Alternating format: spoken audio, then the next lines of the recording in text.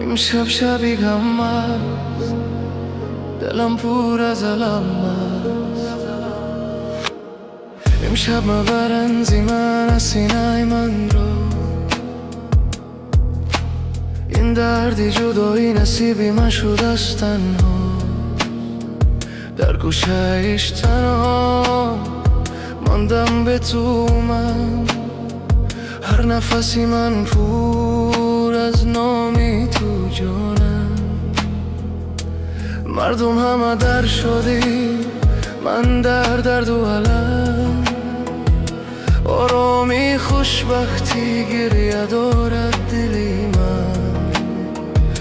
از دور نگاه کنم بزمی عروسی تو، مثلی که جهان خاموش شد به روی تو. امشب تو عروسی من تنهای و خسته، دیلم شده پر امیدم شکسته.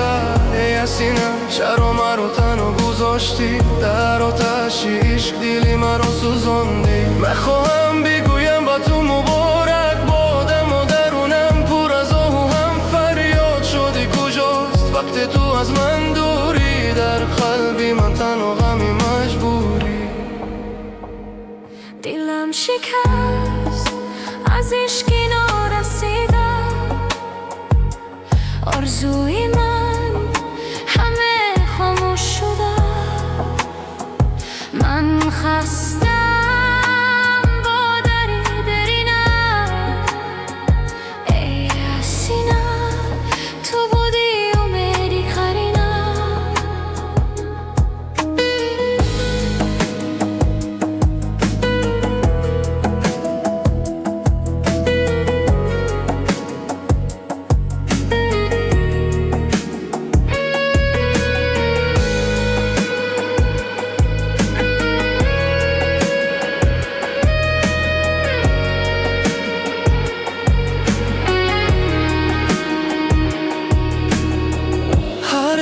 تو مثل شمع سوزاند، این دلی دیوانه باز همه خواند. گل باگی آرزویم پژمرده شد،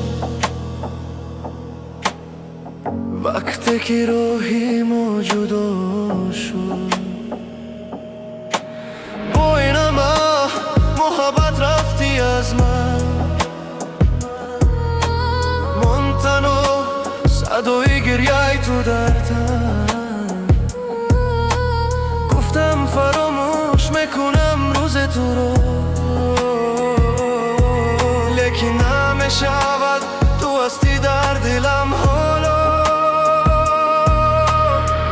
امشب ستاره ها هم گریه دارم، همه خاطره ها مرا میسوزانن. تو در کناری دیگر خوشبختی، من در غمی تو ماندم به صبری. اگر روز گذشتی از نزدیک خاکی من، ببین که چی مانده از عشقی پاکی من. از نامی تو سبز شد است این زمین، چون عشقی من به تو بود با کشیری. امشب تو عروسی من تنهای و غمگین، در دل تنها نامی تو ای شیرین. ای از سینه یادی تو نمیرود، این دل به تو عشق و نمیخنده.